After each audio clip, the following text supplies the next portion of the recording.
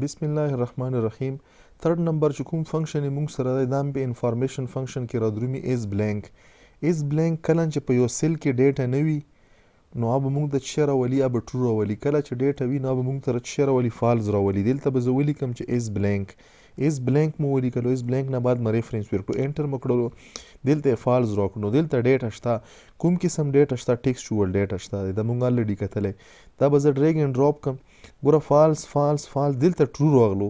چې ټرو راغلو نو اټ مین چې دلته دا سیل څه شی دا بلینک دی. کله هم چې یو سیل بلینک وي ته معلوموي چې دا تاسو سره مطلب په دغه کې ډیټا نشته، نو هغه دپاره موږ څه استعمالوو؟ ایز بلینک فنکشن استعمالوو. چې فالز راشي نو پخ کې به ډیټا یا به پکې نومیریک ډیټا وي یا به پکې ټیکسچوال ډیټا وي. کلیر شولو؟ نو دا یو سمپل فنکشن دی چې دغه په ترو باندې موږ څه معلومولی شو چې په یو سیل کې موږ سره ډیټا شته یا نشته. ګوره دا ځای کې لږ ډېر بلینک دي، دا ځای کې زه څه شی استعمالوم؟ دلته ما استعمال کړلو ایز بلینک. ایز بلینک نه بعد ما دغه ریفرنس ورکړو، انټر مو کړلو، دلته فالز راغلو ځکه چې ډیټا شته دی. دا به زه ډریګ اینډ ډراپ کړم. ګوره دا فالز دی، دلته چې ما کلرایز کړی دلته څه شی شو؟ ټرو شو. دا فالز دی، دا ټرو شولو. دا فالز دی، فالز دی، فالز دا ما سره ټرو شولو. نو چې په کوم سیل کې ډیټا نشته ما سره څه کړلو؟ اما الریډي دلته هایلایټ کړی یم دی او دلته ورته مخې ته څه راغلو؟ ټرو ټرو راغلو. که نن چې ډیټا تاسو سره وي او تاسو غواړو چې موږ سره آیډنټیفای شي په همدغه ځای کې چې دا کوم سیکنډ دی. فار ایگزامپل په دغه کې ټیکسچوال ډیټا ده، دلته به زه څه شی ولیکم؟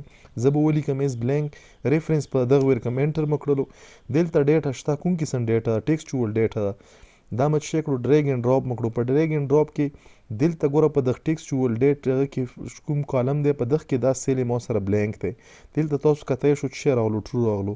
نو دا موږ سره انفارمیشنل میسیجینګ دپاره موږ چې کله په یو ټیبل کې په یو سپیسیفیک کالم کې یا په یو رو کې بلینک سیل معلوموو نو هغه دپاره موږ څه لیکو؟ یو فنکشن دی، انفارمیشنل فنکشن دی ایز بلینک. دغه په ترو باندې موږ دا آیډنټیفای کولی شو. هاپ پورې چېرته کلیر به وي. تاسو مهرباني وکړئ زموږ د یوټیوب چینل عبدالناصر انفوټیک، دلته به زه تاسو ته ولیکم، دلته ولیکم انفوټیک وید عبدالناصر افریدي. دا چینل سبسکرایب کړئ. او دنه علاوه په ټیک ټاک باندې موږ سره د موږ آی ډي، موږ سره د ټیک ټاک آی ډي ده tiktok.com/ دلته موږ سره پروفیسر عبدالناصر افریدي.